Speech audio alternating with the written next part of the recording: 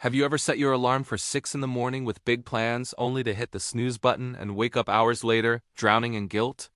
You've heard it 1,000 times. Successful people wake up early. You've tried it. Once, twice, maybe even 10 times, and every single time, you quit.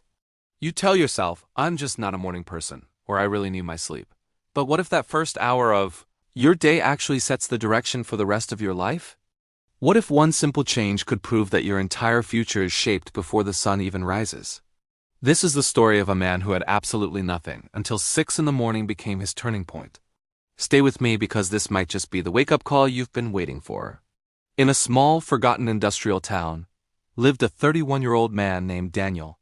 Daniel worked as a night security guard at a desolate warehouse. Every evening at 9, he reported for duty. Every morning at 6, exhausted and invisible, he would walk home. His meager pay barely covered the rent for his cramped, one-room apartment. A thin mattress on the floor, a noisy fan that rattled in the corner, and a single, flickering light bulb were his only companions. But the real problem wasn't the room. It was the suffocating feeling of being completely stuck. Each morning, Daniel would walk past homes where life was just beginning. He saw families eating breakfast together, kids getting ready for school, men in crisp, clean shirts heading off to promising jobs. And every single time, the same thought would echo in his mind. Is this it? Is this all my life will ever be? I work all night just to watch other people move forward. Daniel tried to escape. He applied for better jobs, but with no degree, the rejections piled up. He wanted to learn new skills, but after his grueling night shifts, all he had the energy for was sleep. His mother would call every Sunday from her village, her voice filled with hope. My son, she'd ask, when will things change for you? And he would always give her the same hollow reply. Soon, Mama, I'm trying. But deep down he knew he was just repeating a lie. He didn't know how to change things. The truth was a sharp, painful sting. Daniel wasn't lazy. He worked incredibly hard. But hard work in the wrong direction changes nothing. He slept during the day and worked at night, living his life in reverse while the rest of the world moved forward without him. A single, persistent thought kept returning, haunting his waking hours. There has to be another way. One cold Wednesday morning, as he was leaving work, his phone rang. It was his sister. Her voice was trembling. Daniel! Mom collapsed. She's in the hospital. His chest tightened with a fear so intense it took his breath away. He got on the first bus to the village. When he arrived, his mother was lying in a hospital bed, weak but awake. The doctor explained it was stress, pure exhaustion, and that she needed medication they simply couldn't afford.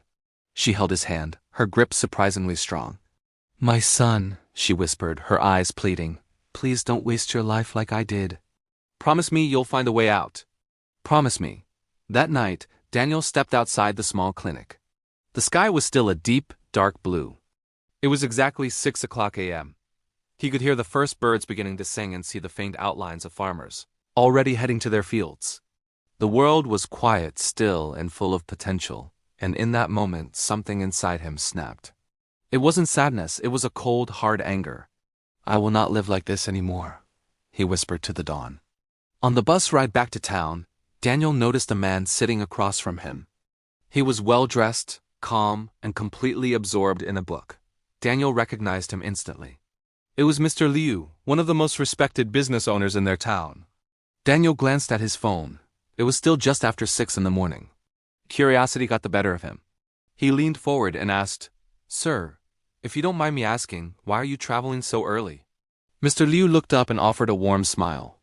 I wake up at 5:30 every day, he said. The morning is the best time for thinking and planning. Daniel was confused. But don't you need your sleep? Mr. Liu chuckled softly. I go to sleep at 10 o'clock p.m. every night. That's 7.5 hours. It's more than enough. He then studied Daniel for a moment, his gaze sharp and knowing. You work nights, don't you? Yes, sir, Daniel replied. And you sleep during the day? Daniel nodded. Mr. Liu leaned a little closer, his voice dropping to a conspiratorial whisper. You are awake when opportunity is sleeping, and you are asleep when opportunity is working. Then he said something that would echo in Daniel's mind forever. The hours between 6 o'clock a.m. and 8 o'clock a.m. Those are the golden hours. Those are the hours that build lives. Mr. Liu gave him a simple, powerful plan, just 2 hours every morning. The first hour, Learn a skill that can directly change your income. The second hour, move your body, strengthen your mind, and plan your day. No scrolling through your phone. No excuses. Wake up at 6 o'clock a.m. every single day. Go to sleep by 10 p.m. Push through the first 21 days, no matter how hard it gets. Do this for 90 days, Mr. Liu said, his eyes filled with conviction. Then come back and find me. Daniel agreed. He had nothing to lose. The first week was brutal. His body screamed for sleep. His mind begged him to just give up and go back to bed. But every morning at precisely 6 o'clock a.m., he forced himself to sit at his small table. He started learning Excel, then basic bookkeeping using free online resources. By the third week, something incredible began to happen. He started waking up a few minutes before his alarm. He felt a flicker of energy he hadn't felt in years. By the second month, he had completed 2 online certificates. He wasn't just learning. He was becoming competent. By the third month, he started applying what he had learned at his night job. He created a simple but effective system that dramatically improved the warehouse's inventory tracking. Management noticed. On day 88 of his 90-day challenge, his supervisor called him into the office. "Daniel," the supervisor said, "we've been watching you. We need someone who understands both operations and numbers. The junior accountant position is yours." It was a day shift, and it came with double the salary. 1 year later, Daniel had moved his mother into a comfortable apartment near him and was paying for all her medical care. He had rented a proper home for himself. And every single morning, without fail, he still woke up at 6 a.m., but now it wasn't out of necessity, it had become his identity.